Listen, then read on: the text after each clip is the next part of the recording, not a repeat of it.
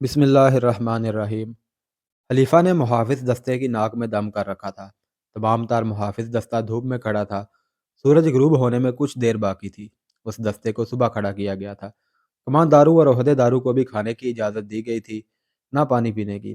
رجب بار بار آتا اور اعلان کرتا تھا کہ لڑکی محافظوں کی مدد کے بغیر اغوا نہیں کی جا سکتی۔ جس کسی نے اغوا میں مدد دی ہے وہ سامنے آ جائے، ورنہ تمہیں یہیں بھوکا اور پیاسا مار دیا جائے گا۔ اگر لڑکی خود باہر گئی ہوتی تو تم میں سے کسی نہ کسی نے ضرور دیکھی ہوتی۔ ان دھمکیوں کا کچھ اثر نہیں ہو رہا تھا۔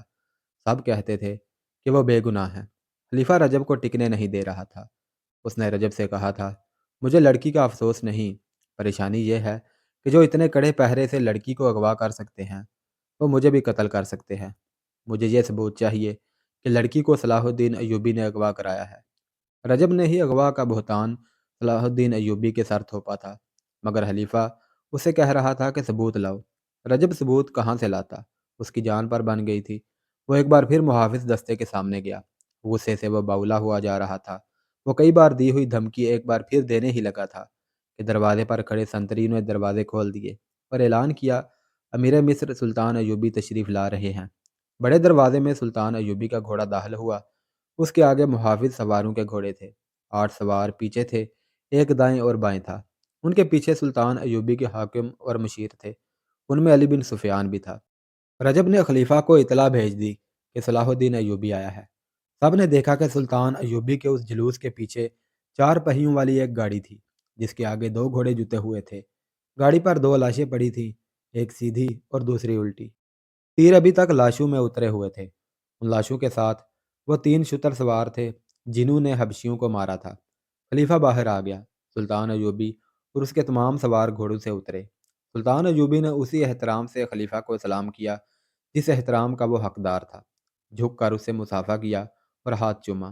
مجھے آپ کا پیغام مل گیا تھا کہ میں آپ کے حرم کی لڑکی واپس کر دوں، سلطان ایوبی نے کہا۔ میں آپ کے 2 محافظوں کی لاشیں لایا ہوں۔ یہ لاشیں مجھے بے گناہ ثابت کر دیں گی، اور میں حضور اقدس میں یہ گزارش کرنا ضروری سمجھتا ہوں کہ صلاح الدین ایوبی آپ کی فوج کا سپاہی نہیں ہے۔ جس خلافت کی آپ نمائندگی کر رہے ہیں وہ اس کا بھیجا ہوا ہے۔ خلیفہ نے صلاح الدین ایوبی کے تیمر بھانپ لیے۔ اس فاطمی خلیفہ کا ضمیر گناہوں کے بوجھ سے کراہ رہا تھا۔ وہ سلطان ایوبی کے باروب اور پرجلال شخصیت کا سامنا کرنے کے قابل نہیں تھا۔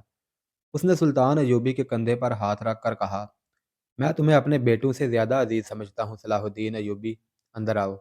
میری حیثیت ابھی ملزم کی ہے، سلطان ایوبی نے کہا۔ مجھے ابھی صفائی پیش کرنی ہے کہ میں اغوا کا ملزم نہیں ہوں۔ خدائے ذوالجلال نے میری مدد فرمائی ہے اور 2 لاشیں بھیجی ہیں۔ یہ لاشیں بولیں گی نہیں، ان کی خاموشی اور ان میں اترے ہوئے تیر گواہی دیں گے کہ صلاح الدین ایوبی اس جرم کا مجرم نہیں ہے جو قصر خلافت میں سرزد ہوا ہے۔ میں جب تک اپنے آپ کو بے گناہ ثابت نہ کر لوں اندر نہیں جاؤں گا۔ اور وہ لاشوں کی طرف چل پڑا۔ خلیفہ کھنچا ہوا اس کے پیچھے پیچھے گیا۔ تھوڑی دور 400-450 نفری کا محافظ دستہ کھڑا تھا۔ سلطان ایوبی نے لاشیں اٹھوا کر اس دستے کے سامنے رکھ دی اور بلند آواز سے کہا، 8 سپاہی آگے آؤ اور لاشوں کو دیکھ کر بتاؤ کہ یہ کون ہے۔ پہلے کماندار اور عہدے دار آئے۔ انہوں نے لاشیں دیکھ کر ان کے نام بتائے اور کہا یہ ہمارے دستے کے سپاہی تھے۔ ان کے بعد 8 سپاہی آئے۔ انہوں نے بھی لاشوں کو دیکھ کر کہا کہ یہ ان کے ساتھی تھے۔ اسی طرح 8 سپاہی آتے رہے اور بتاتے رہے کہ یہ لاشیں ان کے فلاں فلاں ساتھیوں کی ہیں۔ صلاح الدین ایوبی، خلیفہ نے کہا، میں نے مان لیا ہے کہ یہ لاشیں قصر خلافت کے 2 محافظوں کی ہیں۔ میں اسے آگے سننا چاہتا ہوں کہ انہیں کس نے ہلاک کیا ہے۔ صلاح الدین ایوبی نے اس گشتی سنتری سے جس نے انہیں ہلاک کیا تھا کہا کہ اپنا بیان دہرائے۔ اس نے سارا واقعہ خلیفہ کو سنا دیا۔ وہ ختم کر چکا تو سلطان ایوبی نے خلیفہ سے کہا، لڑکی میرے پاس نہیں لائی گئی، وہ سوڈانی حبشیوں کے میلے میں فروخت ہونے کے لیے گئی ہے۔ خلیفہ کھسیانہ ہوا جا رہا تھا۔ اس نے سلطان ایوبی سے کہا کہ وہ اندر چلے۔ سلطان ایوبی نے اندر جانے سے انکار کر دیا اور کہا، میں اس لڑکی کو زندہ یا مردہ برآمد کر کے آپ کے حضور حاضری دوں گا۔ ابھی میں اتنا ہی کہوں گا کہ حرم کی ایک ایسی لڑکی اغوا ہوئی جو تحفے کے طور پر آئی تھی اور جو آپ کی منکوحہ بیوی نہیں داشتہ تھی۔ وہ میرے لیے ذرا بھر اہمیت نہیں رکھتی۔ خداوند تعالیٰ نے مجھے اس سے زیادہ اہم فرائض سونپے ہیں۔ میری پریشانی یہ نہیں کہ ایک لڑکی اغوا ہو گئی ہے، خلیفہ نے کہا۔ اصل پریشانی یہ ہے کہ اس طرح لڑکیاں اغوا ہونے لگیں تو ملک میں قانون کا کیا حشر ہوگا؟ اور میری پریشانی یہ ہے کہ سلطنت اسلامیہ اغوا ہو رہی ہے۔ سلطان ایوبی نے کہا، آپ زیادہ پریشان نہ ہوں، میرا شعبہ سراغ رسانی لڑکی کو برآمد کرنے کی پوری کوشش کرے گا۔ خلیفہ سلطان ایوبی کو ذرا پرے لے گیا اور کہا، صلاح الدین، میں ایک عرصے سے دیکھ رہا ہوں کہ تم مجھ سے کھچے کھچے رہتے ہو۔ میں نجم الدین ایوب یعنی سلطان ایوبی کے والد کا بہت احترام کرتا ہوں، مگر تمہارے دل میں میرے لیے ذرا بھر احترام نہیں ہے۔ اور مجھے آج بتایا گیا ہے کہ جامع مسجد کے خطیب امیر العالم نے یہ گستاخی کی ہے کہ خطبے سے میرا نام ہٹا دیا ہے۔ مجھے رجب نے بتایا ہے کہ میں اسے گستاخی کی سزا دے سکتا ہوں۔ میں تم سے پوچھنا چاہتا ہوں کہ اس نے تمہاری شہ پر تو ایسا نہیں کیا؟ میری شہ پر نہیں، میرے حکم پر۔ اس نے خلیفہ کا نام خطبے سے حذف کیا ہے، سلطان ایوبی نے کہا۔ صرف آپ کا نام نہیں، بلکہ ہر اس خلیفہ کا نام خطبے سے ہٹا دیا گیا ہے جو آپ کے بعد آئے گا اور جو اس کے بعد آئے گا۔ کیا یہ حکم فاطمی خلافت کو کمزور کرنے کے لیے جاری کیا گیا ہے؟ خلیفہ نے پوچھا۔ مجھے شک ہے کہ یہاں عباسی خلافت لائی جا رہی ہے۔ حضور بہت بوڑھے ہو گئے ہیں، سلطان ایوبی نے کہا۔ قرآن نے شراب کو اسی لیے حرام کہا ہے کہ اس سے دماغ معاف ہو جاتا ہے۔ سلطان نے ذرا سوچ کر کہا، میں نے فیصلہ کیا ہے کہ کل سے آپ کے محافظ دستے میں رد و بدل ہوگا اور رجب کو میں واپس لے کر آپ کو نیا کماندار دوں گا۔ لیکن میں رجب کو یہیں رکھنا چاہتا ہوں، خلیفہ نے کہا۔ میں حضور سے درخواست کرتا ہوں کہ فوجی معاملات میں دخل دینے کی کوشش نہ کریں، سلطان ایوبی نے کہا، اور علی بن سفیان کی طرف متوجہ ہوا جو 5 حبشی محافظوں کو ساتھ لیے آ رہا تھا۔ یہ پانچوں اسی قبیلے سے تعلق رکھتے ہیں، علی بن سفیان نے کہا۔ میں نے اس دستے سے مخاطب ہو کر کہا کہ اس قبیلے کے کوئی آدمی یہاں ہوں تو باہر آ جائیں۔ یہ 5 صفوں سے باہر آ گئے۔ ان کے متعلق مجھے ان کے کماندار نے بتایا ہے کہ پرسوں سے چھٹی پر جا رہے ہیں۔ میں انہیں اپنے ساتھ لے جا رہا ہوں۔ لڑکی کے اغوا میں ان کا ہاتھ ہو سکتا ہے۔ صلاح الدین نے رجب کو بلا کر کہا، کل یہاں دوسرا کماندار آ رہا ہے، آپ میرے پاس آ جائیں گے۔ میں آپ کو منجنیکوں کی کمان دینا چاہتا ہوں۔ رجب کے چہرے کا رنگ بدل گیا۔ ام ارارا کو گھوڑے پر ڈالے ہوئے جب وہ 2 حبشی اتنی دور نکل گئے جہاں انہیں تعاقب کا خطرہ نہ رہا تو انہوں نے گھوڑے روک لیے۔ لڑکی ایک بار پھر آزاد ہونے کو تڑپنے لگی۔ حبشیوں نے اسے کہا کہ اس کا تڑپنا بیکار ہے۔ اب اگر اسے وہ آزاد بھی کر دیں تو وہ اس ریگستان سے زندہ نہیں نکل سکے گی۔ انہوں نے یہ بھی کہا کہ وہ اسے بے آبرو نہیں کرنا چاہتے۔ اگر ان کی نیت ایسی ہوتی تو وہ اس کے ساتھ وحشیوں جیسا سلوک کر چکے ہوتے۔ ارارا حیران تھی کہ انہوں نے اسے چھیڑا تک نہیں تھا۔ انہیں تو جیسے احساس ہی نہیں تھا کہ اتنی دلکش لڑکی ان کے رحم و کرم پر ہے۔ ان میں سے ایک جو مارا جا چکا تھا، مرنے سے پہلے اس کے سامنے گھٹنوں کے بل بیٹھ کر التجا کی تھی کہ وہ تڑپ تڑپ کر اپنے آپ کو اذیت میں نہ ڈالے۔ ارارا نے ان سے پوچھا کہ اسے کہاں لے جایا جا رہا ہے، تو اسے جواب دیا گیا کہ وہ اسے آسمان کے دیوتا کی ملکہ بنانے کے لیے لے جا رہے ہیں۔ انہوں نے لڑکی کی آنکھوں پر پٹی باندھ دی اور اٹھا کر گھوڑے پر بٹھا دیا۔ اس نے آزاد ہونے کی کوشش ترک کر دی۔ اس نے دیکھ لیا تھا کہ یہ کوشش بے سود ہے۔ گھوڑے چل پڑے اور ارارا نے ایک حبشی کے آگے گھوڑے پر بیٹھے محسوس کیا کہ رات ہو گئی ہے۔ گھوڑے رک گئے۔ اس وقت تک اس نازک لڑکی کا جسم مسلسل گھوڑ سواری سے ٹوٹ چکا تھا۔ دہشت سے اس کا دماغ بیکار ہو گیا تھا۔ اسے گھوڑے رکتے ہی اپنے ارد گرد 3 4 مردوں اور 3 عورتوں کی ملی جلی آوازیں سنائی دینے لگیں۔ یہ زبان اس کی سمجھ سے بالا تھی۔ یہی حبشی راستے میں اس کے ساتھ عربی زبان میں باتیں کرتے تھے۔ ان کا لہجہ عربی نہیں تھا۔ ابھی اس کی آنکھوں سے پٹی نہیں کھولی گئی تھی، اس کی تو جیسے زبان بھی بند ہو گئی تھی۔ اسے کسی نے اٹھا کر کسی نرم چیز پر بٹھا دیا۔ یہ پالکی تھی۔ پالکی اوپر کو اٹھی اور اس کا ایک اور سفر شروع ہو گیا۔ اس کے ساتھ ہی دف کی ہلکی ہلکی گونجدار تھاپ سنائی دینے لگی اور عورتیں گانے لگی۔ اس گانے کے الفاظ تو وہ نہ سمجھ سکتی تھی۔ اس کی لے میں جادو کا اثر تھا۔ یہ اثر ایسا تھا جس نے ارارا کے خوف میں اضافہ کر دیا، لیکن اس خوف میں ایسا تاثر بھی پیدا ہونے لگا جیسے اس پر نشہ یا خمار طاری ہو رہا ہو۔ رات کی خنکی خمار میں لذت سی پیدا کر رہی تھی۔ ارارا نے یہ چاہتے ہوئے کہ وہ پالکی سے کود جائے اور بھاگ اٹھے اور یہ لوگ اسے جان سے مار دیں، اس نے ایسی جرت نہ کی۔ وہ محسوس کر رہی تھی کہ وہ ان انسانوں کے قبضے میں نہیں بلکہ کوئی اور ہی طاقت ہے جس نے اس پر قابو پا لیا ہے، اور اب وہ اپنی مرضی سے کوئی حرکت نہیں کر سکے گی۔ وہ محسوس کرنے لگی کہ پالکی بردار سیڑھیاں چڑھ رہے ہیں اور وہ چڑھتے گئے۔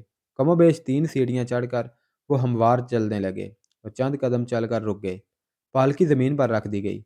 उम्मे अरारा की आंखों से पट्टी खोलकर किसी ने उसकी आंखों पर हाथ रख लिया। थोड़ी देर बाद उन हाथों की उंगलियां खुलने लगीं और लड़की को रोशनियां दिखाई देने लगीं। आहिस्ता आहिस्ता हाथ उसकी आंखों से हट गए। वो एक ऐसी इमारत में खड़ी थी जो हजारों साल पुरानी नजर आती थी। गोल सतून ऊपर तक चले गए थे। एक वसी हाल था जिस पर फर्श रोशनियों में चमक रहा था। दीवारों के साथ डंडे से लगे हुए थे और डंडों के सिरों पर मशअलों के शोले थे। अंदर की फिजा में ऐसी खुशबू थी जिसकी महक उसके लिए नई थी। दफ की हल्की हल्की थाप और औरतों का गीत उसे सुनाई दे रहा था। ये थाप और ये लय हाल में ऐसी गूंज पैदा कर रही थी जिसमें ख्वाब का तासुर था। उसने सामने देखा। एक चबूतरा था जिसकी 8-10 सीढ़ियां थी। चबूतरे पर पत्थर के भूत का मुंह और सर था। उसकी ठोड़ी के नीचे थोड़ी सी गर्दन थी। ठोड़ी से माथे तक ये पत्थर का चेहरा कद-आवर इंसान से भी 1.5-2 फुट ऊंचा था। मुंह खुला हुआ था जो इतना चौड़ा था कि एक आदमी जरा सा झुककर उसमें दाखिल हो सकता था। मुंह में सफ़ेद दांत भी थे। यूं लगता था जैसे ये चेहरा कह कहे लगा रहा हो। उसके दोनों कानों से डंडे निकले हुए थे जिनके बाहर वाले सिरों पर मशअलें जल रही थी। अचानक उसकी आंखें जो कमोबेश गज गज भर चौड़ी थी चमकने लगी। उनसे रोशनी फूटने लगी। औरतों के गीत की लय बदल गई। दफ की थाप में जोश पैदा हो गया। पत्थर के मुंह के अंदर रोशनी हो गई। लंबे लंबे सफ़ेद चुगे पहने हुए 2 आदमी झुककर मुंह से बाहर आए। मुंह से बाहर आकर एक दाएं तरफ और एक बाएं तरफ खड़ा हो गया। उसके बाद पत्थर के मुंह में से एक और आदमी नमूदार हुआ। वो भी झुककर बाहर आया। वो ज़रा बूढ़ा लगता था। उसका चूगा सुरह रंग का था और उसके सर पर ताज था। एक सांप जो मसनूई था उसके दाएं कंधे पर कुंडली मारे और फन फैलाए बैठा था और एक बाएं कंधे पर। दोनों सांपों के रंग स्याह थे। उम्मे अरारा पर ऐसा रोब तारी हुआ कि वो सुन होकर खड़ी रही। ये आदमी जो इसी कबीले का मजहबी पेशवा या प्रोहत था चबूतरे की सीढ़ी पर उतर आया। वो आहिस्ता आहिस्ता उम्मे अरारा तक आया और दोनों घुटने फर्श पर रखकर उसने लड़की के दोनों हाथ अपने हाथों में लेकर चूम लिए। उसने लड़की से अरबी जुबान में कहा, तुम हो वो खुश नसीब लड़की जिसे मेरे देवता ने पसंद किया है। हम तुम्हें मुबारकबाद पेश करते हैं। उम्मे अरारा बेदार हो गई। उसने रोते हुए कहा, मैं किसी देवता को नहीं मानती। अगर तुम देवताओं को मानते हो तो मैं तुम्हें उन्हीं का वास्ता देकर कहती हूँ कि मुझे छोड़ दो। मुझे यहाँ क्यों लाए हो? यहाँ जो भी आती है यही कहती है, पुरोहित ने कहा। लेकिन उस पर इस मुकद्दस जगह का राज खुलता है तो कहती है कि मैं यहाँ से जाना नहीं चाहती। मैं जानता हूँ तुम मुसलमानों के खलीफा की महबूबा हो, मगर जिसने तुम्हें पसंद किया है उसके आगे दुनिया के खलीफे और आसमानों के फरिश्ते सजदे करते हैं। तुम जन्नत में आ गई हो। उसने चुगे के अंदर से एक फूल निकाला और उम्मे अरारा की नाक के साथ लगा दिया। उम्मे अरारा हरम की शहजादी थी। उसने ऐसे इत्र सूंघे थे जो इस जैसी शहजादियों के सिवा और कोई ख्वाब में भी नहीं सूंघ सकता था। मगर इस फूल की बू इसके लिए अनोखी थी। यह बू उसकी रूह तक उतर गई। उसकी सोचों का रंग ही बदल गया। उसकी नज़रों के जाविये ही बदल गए। रोहत ने कहा, यह देवता का तोहफा है, और उसने फूल उसकी नाक से हटा लिया।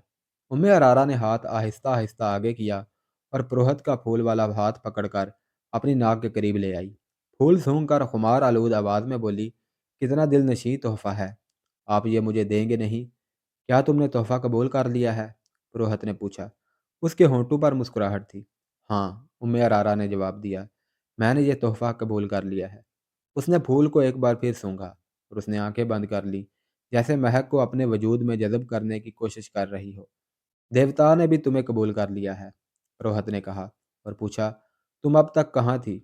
लड़की सोच में पड़ गई, जैसे कुछ याद करने की कोशिश कर रही हो। सर हिलाकर बोली, मैं यहीं थी। नहीं, मैं एक और जगह थी। मुझे याद नहीं कि मैं कहाँ थी। तुम्हें यहाँ कौन लाया है?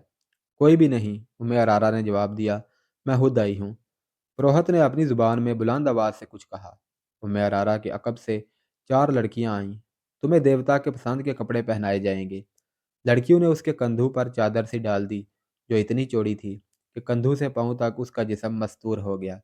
उस चादर के किनारों पर रंगदार रस्सियों के टुकड़े थे। चादर आगे करके उन टुकड़ों को गांठें दे दी गईं और चादर नहायत मौजू चुगा बन गई। उम्मे अरारा के बाल रेशम जैसे मुलायम और स्याही माइल भूरे थे। एक लड़की ने उसके बालों में कंघी करके उसके शानों पर फैला दिए। उसका हुस्न और ज्यादा बढ़ गया। पुरोहित ने उसे मुस्कुरा कर देखा और घूमकर पत्थर के मुहीब चेहरे की तरफ चल पड़ा। 2 लड़कियों ने उम्मे अरारा के हाथ थाम लिए। اور پروہت کے پیچھے پیچھے چل پڑی۔ ارارا شہزادیوں کی طرح چل پڑی۔ اس نے ادھر ادھر نہیں دیکھا کہ ماحول کیسا ہے۔ اس کی چال میں اور ہی شان تھی۔ عورتوں کا راگ اسے پہلے سے زیادہ طلسماتی اور پرسوز معلوم ہونے لگا۔ وہ پروہت کے پیچھے ہاتھ لڑکیوں کے ہاتھوں پر رکھے چبوترے کی سیڑھیاں چڑھنے لگی۔ پروہت پتھر کے پہاڑ جیسے چہرے کے منہ میں داخل ہو گیا۔ ارارا بھی 3 سیڑھیاں چڑھ کر بت کے منہ میں جھک کر داخل ہو گئی۔ دونوں لڑکیاں وہیں کھڑی رہیں۔ ارارا کا ہاتھ پروہت نے تھام لیا۔ منہ کی چھت اتنی اونچی تھی کہ وہ سیدھے چل رہے تھے۔ خلق میں پہنچے تو آگے سیڑھیاں تھیں۔ وہ سیڑھیاں اتر گئے۔ یہ ایک تہہ خانہ تھا جہاں قندیلیں روشن تھیں۔ ایک کمرے میں بھی مہک تھی۔ یہ کمرہ کشادہ نہیں تھا، چھت اونچی نہیں تھی۔ اس کی دیواریں اور چھت درختوں کے پتوں اور پھولوں سے ڈھکی ہوئی تھی۔ فرش پر ملائم گھاس اور گھاس پر پھول بچھے ہوئے تھے۔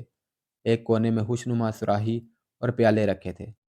پروہت نے سراہی سے 2 پیالے بھرے، ایک ارارا کو دیا۔ دونوں نے پیالے ہونٹوں سے لگائے اور خالی کر دیے۔ دیوتا کب آئے گا؟ ارارا نے پوچھا۔ تم نے ابھی اسے پہچانا نہیں؟ پروہت نے کہا۔ تمہارے سامنے کون کھڑا ہے؟ ارارا اس کے پاؤں میں بیٹھ گئی اور بولی، ہاں، میں نے اسے پہچان لیا ہے۔ تم وہ نہیں ہو جسے میں نے اوپر دیکھا تھا۔ تم نے مجھے قبول کر لیا ہے؟ ہاں، لڑکی نے کہا۔ پروہت نے کہا، آج سے تم میری دلہن ہو۔ میں آپ کو اور کچھ نہیں بتا سکتا۔ میرے باپ نے مجھے بتایا تھا کہ پروہت لڑکی کو پھول سنگھاتا ہے، جس کی خوشبو سے لڑکی کے ذہن سے نکل جاتا ہے کہ وہ کیا تھی، کہاں سے آئی ہے اور کس طرح لائی گئی ہے۔ وہ پروہت کی لونڈی بن جاتی ہے اور اسے دنیا کی گندی چیزیں بھی خوبصورت دکھائی دینے لگتی ہیں۔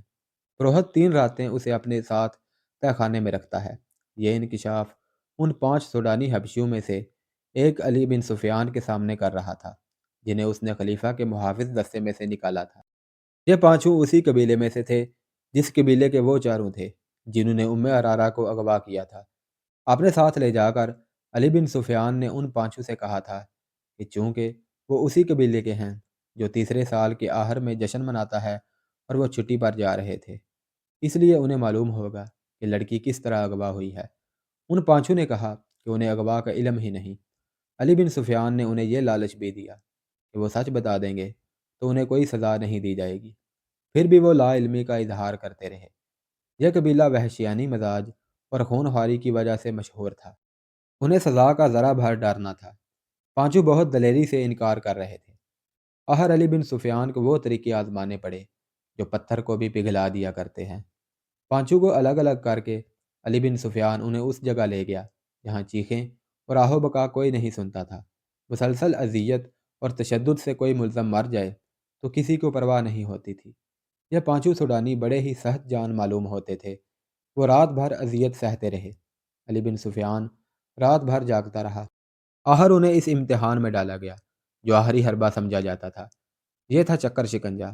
رہٹ کی طرح چوڑے اور بہت بڑے پہیے پر ملزم کو الٹا لٹا کر ہاتھ رسیوں سے چکر کے ساتھ باندھ دیے جاتے اور پاؤں ٹہنوں سے رسیاں ڈال کر فرش میں گاڑے ہوئے کیلوں سے کس دیے جاتے تھے۔ پہیے کو ذرا سا آگے چلایا جاتا تو ملزم کے بازو کندھوں سے اور ٹانگیں کولوں سے الگ ہونے لگتی تھی۔ بعض اوقات ملزم کو کھینچ کر پہیے کو ایک جگہ روک لیا جاتا تھا۔ اذیت کا یہ طریقہ ملزموں کو بے ہوش کر دیتا تھا۔ سحر کے وقت ایک ادھیڑ عمر حبشی نے علی بن سفیان سے کہا، میں سب کچھ جانتا ہوں لیکن دیوتا کے ڈر سے نہیں بتایا۔ دیوتا مجھے بہت بری موت ماریں گے۔ کیا اس سے بڑھ کر کوئی بری موت ہو سکتی ہے جو میں تمہیں دے رہا ہوں؟ علی بن سفیان نے کہا، اگر تمہارے دیوتا سچے ہوتے تو وہ تمہیں اس شکنجے سے نکال نہ لیتے۔ تم اگر مرنے سے ڈرتے ہو تو موت یہاں بھی موجود ہے۔ تم بات کرو، میرے ہاتھ میں ایک ایسا دیوتا ہے جو تمہیں تمہارے دیوتا سے بچا لے گا۔ یہ سوڈانی حبشی کئی بار بے ہوش ہو چکا تھا۔ اسے دیوتا نہیں، موت صاف نظر آ رہی تھی۔ علی بن سفیان نے اس کی زبان کھول لی، اسے شکنجے سے کھول کر کھلایا اور پلایا اور آرام سے لٹا دیا۔ اس نے اعتراف کیا کہ ارارا کو ان کے قبیلے کے 4 آدمیوں نے اغوا کیا تھا۔ وہ چاروں چھٹی پر چلے گئے تھے۔ انہوں نے اغوا کی رات اور وقت بتا دیا تھا۔ یہ 5 حبشی جو علی بن سفیان کے قبضے میں تھے اس رات پہرے پر تھے۔ اغوا کرنے والوں میں سے 2 کو اندر آنا تھا۔ انہیں بڑے دروازے سے داخل کرنے کا انتظام انہوں نے کیا تھا اور انہیں اغوا اور فرار میں پوری مدد دی تھی۔ اس حبشی نے بتایا کہ اس لڑکی کو دیوتا کی قربان گاہ پر قربان کیا جائے گا۔ ہر 3 سال بعد ان کا قبیلہ 4 روزہ جشن مناتا ہے، لیکن لڑکی اپنے قبیلے کی نہیں ہوتی۔ شرط یہ ہے کہ لڑکی غیر ملکی ہو، سفید رنگ کی ہو، اونچے درجے کے خاندان کی ہو اور اتنی خوبصورت ہو کہ لوگ دیکھ کر ٹھٹک جائیں۔ تو اس کا مطلب یہ ہے کہ ہر 3 سال بعد تمہارا قبیلہ باہر سے ایک خوبصورت لڑکی اغوا کر کے لاتا ہے؟ علی بن سفیان نے پوچھا۔ نہیں، یہ غلط ہے، سوڈانی حبشی نے جواب دیا۔ 3 سال بعد صرف میلہ لگتا ہے۔ لڑکی کی قربانی ہر 15 سال بعد دی جاتی ہے۔ مشہور یہی ہے کہ ہر 3 سال بعد لڑکی قربان کی جاتی ہے۔ اس نے اپنے باپ کے حوالے سے وہ جگہ بتائی جہاں قربانی دی جاتی تھی۔ پروہت کو وہ دیوتا کا بیٹا کہتا تھا۔ جہاں میلہ لگتا تھا اسے 1.5 میل جتنی دور ایک پہاڑی علاقہ تھا جہاں جنگل بھی تھا۔ یہ علاقہ زیادہ وسیع اور عریض نہیں تھا۔ اس کے متعلق مشہور تھا کہ وہاں دیوتا رہتے ہیں اور ان کی خدمت کے لیے جن اور پریاں بھی رہتی ہیں۔ لوگ اس لیے یہ باتیں مانتے تھے کہ ہر طرف صحرا اور اس میں جزیرے کی طرح کچھ علاقہ پہاڑی اور سرسبز تھا، جو قدرت کا ایک عجوبہ تھا۔ یہ دیوتاؤں کا مسکن ہی ہو سکتا تھا۔ اس علاقے میں فرعونوں کے وقت کے کھنڈر تھے۔ وہاں ایک جھیل بھی تھی جس میں چھوٹے مگرمچھ رہتے تھے۔ قبیلے کا کوئی آدمی سنگین جرم کرے تو اسے پروہت کے حوالے کر دیا جاتا تھا۔ پروہت اسے زندہ جھیل میں پھینک دیتا جہاں مگرمچھ اسے کھا جاتے تھے۔ پروہت انہی کھنڈروں میں رہتا تھا۔ وہاں ایک بہت بڑا پتھر کا سر اور منہ تھا جس میں دیوتا رہتا تھا۔ ہر 15ویں سال کے آخری دنوں میں باہر سے ایک لڑکی اغوا کر کے لائی جاتی جو پروہت کے حوالے کر دی جاتی تھی۔ پروہت لڑکی کو ایک پھول سونگھاتا تھا جس کی خوشبو سے لڑکی کے ذہن سے نکل جاتا تھا کہ وہ کیا تھی، کہاں سے آئی تھی اور اسے کون لایا تھا۔ اس پھول میں کوئی نشہ آور بو ڈالی جاتی تھی جس کے اثر سے وہ پروہت کو دیوتا اور اپنا خامند سمجھ لیتی تھی۔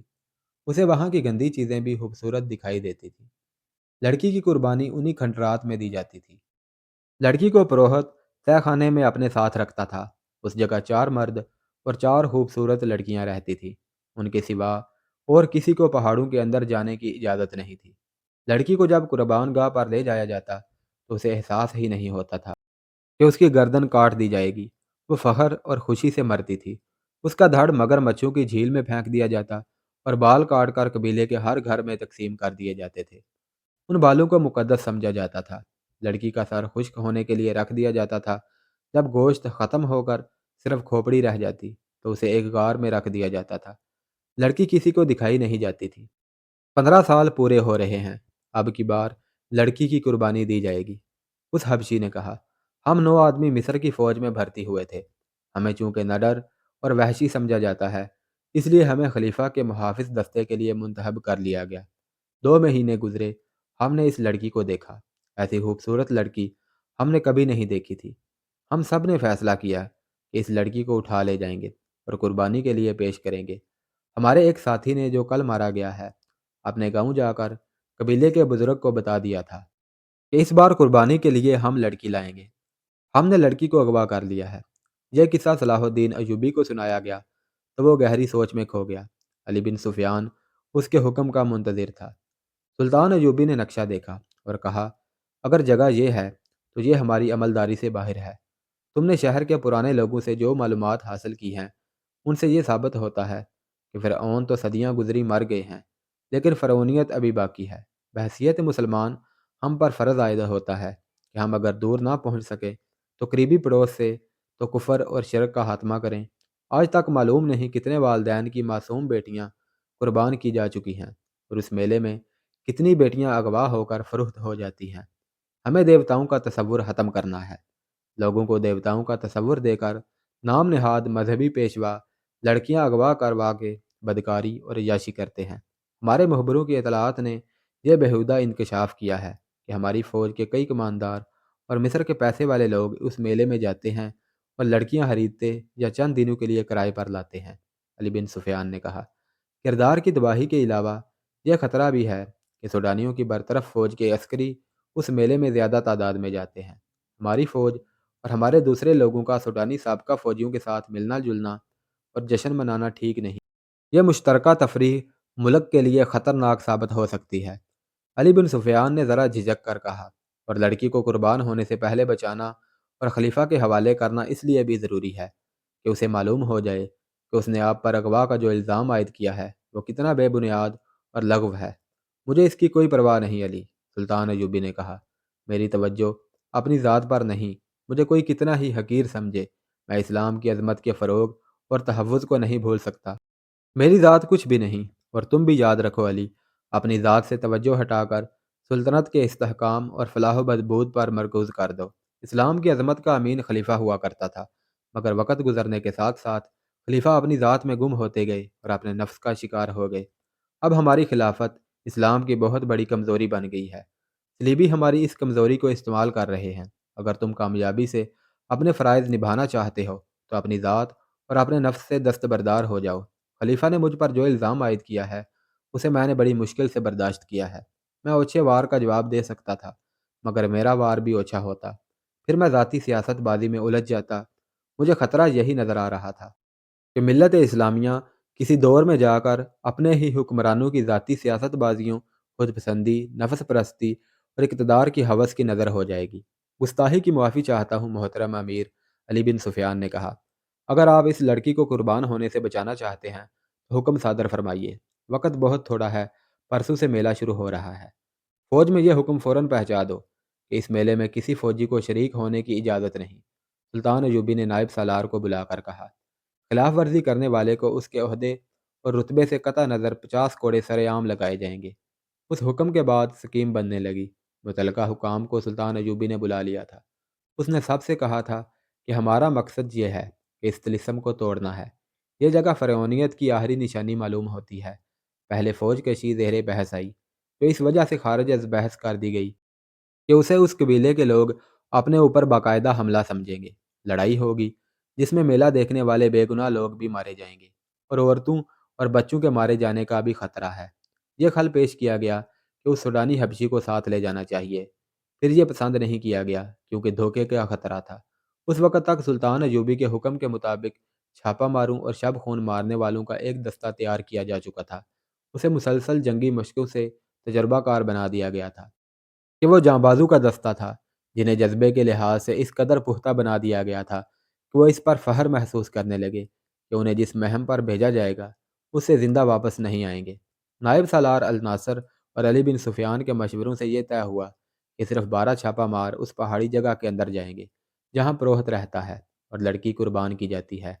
حبشی کی دی ہوئی معلومات کے مطابق اس رات میلے میں زیادہ رونق ہوتی ہے کیونکہ وہ میلے کی آخری رات ہوتی ہے۔ قبیلے کے لوگوں کے سوا کسی اور کو معلوم نہیں ہوتا کہ لڑکی قربان کی جا رہی ہے۔ جسے معلوم ہوتا ہے وہ یہ نہیں جانتا کہ قربان گاہ کہاں ہے۔ ان معلومات کی روشنی میں یہ طے کیا گیا کہ 500 سپاہی میلہ دیکھنے والوں کے بھیس میں تلواروں وغیرہ سے مسلح ہو کر اس رات میلے میں موجود ہوں گے۔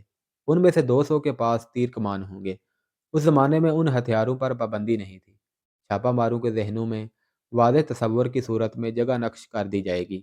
وہ براہ راست حملہ نہیں کریں گے، چھاپا ماروں کی طرح پہاڑی علاقے میں داخل ہوں گے، پہرے داروں کو خاموشی سے ختم کریں گے اور اصل جگہ پہنچ کر اس وقت حملہ کریں گے جب لڑکی قربان گاہ میں لائی جائے گی۔ اس سے قبل حملے کا یہ نقصان ہو سکتا ہے کہ لڑکی کو تہہ خانے میں ہی غائب یا ختم کر دیا جائے گا۔ یہ معلوم ہو گیا تھا کہ قربانی آدھی رات کے وقت پورے چاند میں ہی دی جاتی ہے۔ 500 سپاہیوں کو اس وقت سے پہلے قربان گاہ والی پہاڑیوں کے ارد گرد پہنچنا تھا۔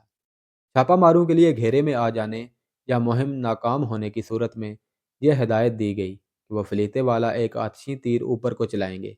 اس تیر کا شعلہ دیکھ کر یہ 500 نفری حملہ کر دے گی۔ اسی وقت 12 جانباز منتخب کر لیے گئے اور اس فوج میں سے جو 2 سال پہلے نور الدین زنگی نے سلطان ایوبی کی مدد کے لیے بھیجی تھی، 500 ذہین اور بے خوف سپاہی، عہدے دار اور کماندار منتخب کر لیے گئے۔ یہ لوگ عرب سے آئے تھے۔ مصر اور سوڈان کی سیاست بازیوں اور عقائد کا ان پر کچھ اثر نہ تھا۔ وہ صرف اسلام سے آگاہ تھے اور یہی ان کا عقیدہ تھا۔ وہ ہر اس عقیدے کے خلاف اٹھ کھڑے ہوتے تھے جسے وہ غیر اسلامی سمجھتے تھے۔ انہیں بتایا گیا کہ وہ ایک باطل عقیدے کے خلاف لڑنے جا رہے ہیں اور ہو سکتا ہے کہ انہیں اپنے سے زیادہ نفری سے مقابلہ کرنا پڑے اور لڑائی خون ریز ہو، اور یہ بھی ہو سکتا ہے کہ ان کے سامنے کوئی ٹھہر ہی نہ سکے اور بغیر لڑائی کے مہم سر ہو جائے۔ انہیں اسکیم سمجھا دی گئی اور ان کے ذہنوں میں پہاڑی علاقے کا اور ان پہاڑیوں کی بلندی جو زیادہ نہیں تھی اور ان میں گھری ہوئی قربان گاہ کا تصور بٹھا دیا گیا۔ 12 جاں بازو کو بھی ان کے ہدف کا تصور دیا گیا۔ انہیں ٹریننگ بڑی سختی سے دی گئی تھی۔ پہاڑیوں پر چڑھنا اور ریگستانوں میں دوڑنا، بھوک اور پیاس اونٹ کی طرح برداشت کرنا ان کے لیے مشکل نہیں تھا۔